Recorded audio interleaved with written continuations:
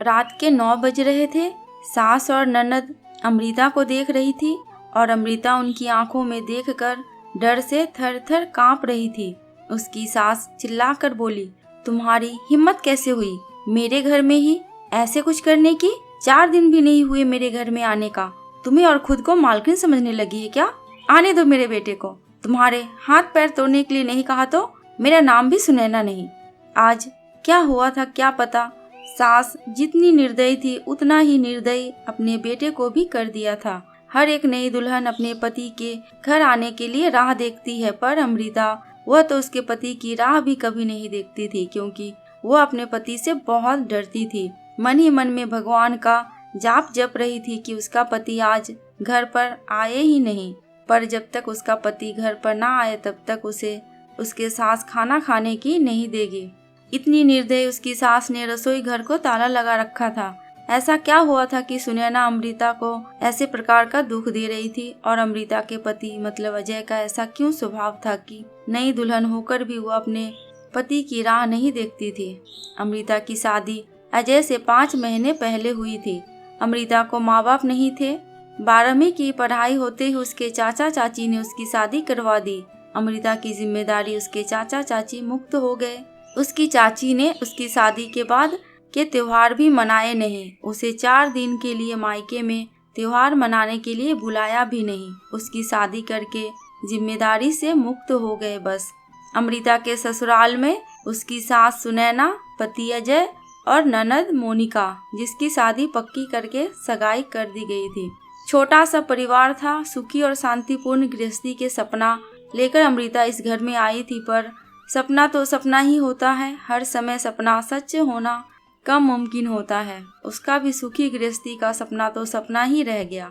अमृता की उम्र 18 की पूर्ण हो गई थी और अजय 30 का था। दोनों के बीच में 12 साल का अंतर था। सास सुनैना ने अमृता के लिए 10 नियम बनाए थे। सुबह 4 बजे उठकर पूरे घर की साफ सफाई करना, बाद में नहाकर भगवान की पूजा करने के बाद में रसोई में जाना, हमेशा सर पर पल्लू रहना, सबसे पहले खाना ना खाना, मतलब सबके खाने के बाद ही अमृता खा सकती थी। ऐसे और भी कितने नियम कायदे सुनैना ने अमृता के लिए बनाए थे। अमृता को यह नियम पालन करने ही पड़ते थे, पर अभी उम्र ही क्या थी उसकी। उस वक्त उसके हाथ से अगर भूल हो भी जाती तो उसका पति या उसकी सास या फिर उसकी ननद उसे सजा देते ही देते थे। उसे मारने की भी कोई कमी नहीं रखते थे। उससे 5 साल बड़ी ननद मोनिका उस पर हाथ उठाने के लिए आगे पीछे भी नहीं सोचती थी। शादी को 10-12 दिन हुए थे। हर रोज अजय 8 बजे तक आ जाता था, पर उस दिन 10 बज गए थे तब भी अजय आया नहीं था। अमृता को बहुत जोर से भूख लगी थी। उसने खुद के लिए थाली बनाई और रसोई में खाने के लिए बैठी। अभी पहला ही निवाला मुंह में डाल ही रही थी, तभी उसकी सास ने देख लिया। उस पर उसकी सास बहुत जोर से चिल्लाई। वो अमृता से सहन नहीं हुआ। तभी अमृता बोली, वह अभी तक नहीं आए, मुझे बहुत भूख लगी थी इसलिए खाने के लिए बैठी। सास कुछ बोलने ही वाली थी, तभी मोनिका आगे आई और अमृता को चांटा मार दिया। तुम्हारी हिम्मत कैसे हुई मेरी माँ के सामने बोलने की? तुम्हारे घर में तुम्हें खाना नहीं मिलता था क्या? मेरा भाई तुम्हारा पति है, उसकी राह नहीं देख सकती क्या? अरे औरतें अपने पति के लिए क्या क्या नहीं करती। उतने में सास बोली, रहने दे मोनिका, क्यों इसको संस्कार सिखा रही है? माँ बाप तो रहे नहीं और चाचा चाची ने ऐसी लड़की हमारे पल्ले बांध दी। रहने दे तू, चल बाहर, मैं ही रसोई में ताला लगा देती हूँ। और उसे रसोई से बाहर धकेल कर ताला लगा देती है। अमृता आंखों में आंसू लेकर बस देखते ही रह गई। 11:30 बजे अजय घर आया। तभी सुनैना और मोनिका ने मिर्च मसाला लगाकर अमृता के खिलाफ अजय को भड़काया। वह तो माँ का भक्त। इतना ही सुनकर उसने गुस्से में आकर अमृता को थप्पड़ मारा। उसे उस दिन खाना भी नहीं मिला। अभी आज ही की तो बात ले लो। अमृता रसोई घर में खाना बनाकर सुनैना और मोनिका को खाना दे रही थी। दोनों हॉल में टीवी देखते देखते खाना खा रही थी और इधर अमृता एक एक गरम गरम रोटी उनको परोस रही थी। आज सुबह अमृता को सिर्फ एक ही रोटी उसके सास ने खाने को दी थी। अमृता को बहुत जोर से भूख लग गई थी, पर अजय तो 10 बजे के पहले आने वाला ही नहीं था। पर अमृता को भूख सहन नहीं हो रही थी। सास और मोनिका का खाना खाने के पहले रसोई घर को ताला लगाने से पहले अमृता ने जल्दी से रोटी अपने पल्लू में बांध कर रख ली। जब माँ बेटी का खाना होने के बाद उन्होंने अमृता को बाहर निकालकर रसोई घर पर ताला लगा दिया और दोनों उनके रूम में आराम करने के लिए निकल गई। उसने पल्लू में बंधी हुई रोटी निकाली और रोटी वैसे ही बिना सब्जी के खाने लगे। रोटी खाते खाते उसकी आंखों में आंसू बह रहे थे। उसका स्वाभिमान इस बात के लिए रजामंदी नहीं दे रहा था, लेकिन क्या करे, यह भी उसे समझ नहीं आ रहा था। ठीक उसी समय सुनैना कोई काम के लिए उधर आई और उसने अमृता को रोटी खाते हुए देख लिया। बस फिर क्या था, तमाशा चालू हो गया। और उस समय अमृता भगवान से प्रार्थना कर रही थी, अजय घर पर आए ही नहीं, क्या पता आज वो क्या करेगा। शादी के बाद इनके ही सामने खाना खाया, तब भी थप्पड़ मारा था, पर आज तो रोटी चुरा कर खा रही थी। थोड़ी देर बाद अजय घर पर आया तो अमृता का दिल जोर जोर से धड़कने लगा। डर के मारे पसीने से भीग गई। कुछ ही मिनटों बाद अचानक से अजय का जोर से आवाज आया, अमृता जल्दी बाहर आओ।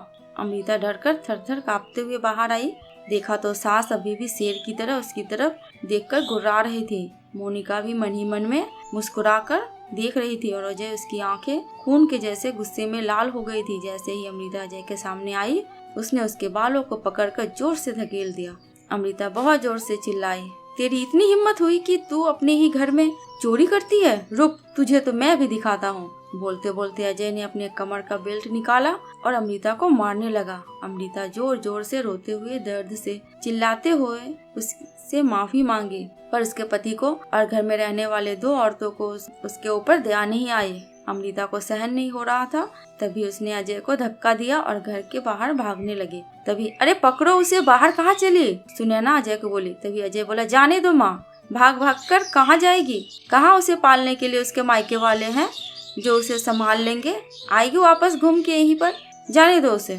पहले मुझे खाना परोसो, मुझे बहुत जोर से भूख लगी है।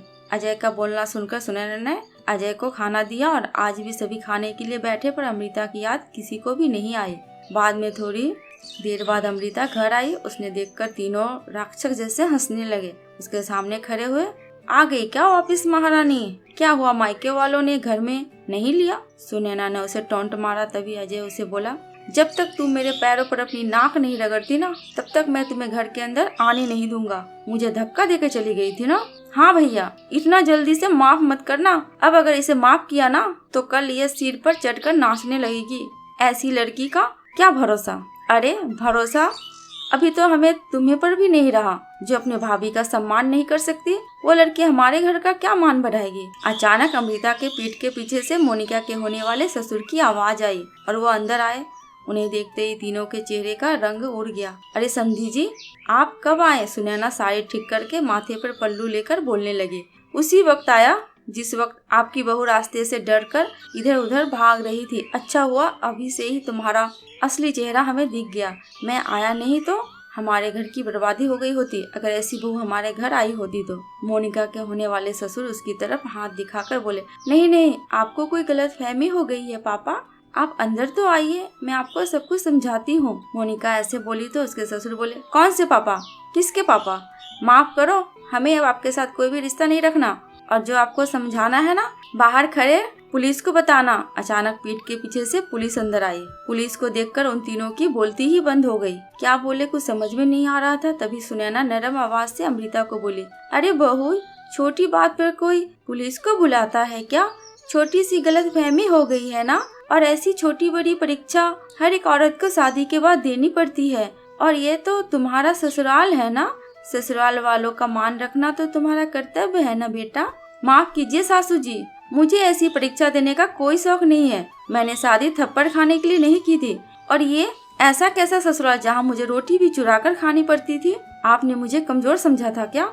मेरा मायका नहीं है, पर मैं कमजोर नहीं हूँ। अब यही संस्कार अपने बच्चों को जेल में देना। अंत में पुलिस ने उन तीनों को पकड़कर जेल के अंदर डाला। मोनिका के ससुराल वालों ने शादी तोड़ दी और अमृता को एक स्वयंसेवक संस्था ने आगे जाने का मार्ग दिखाया।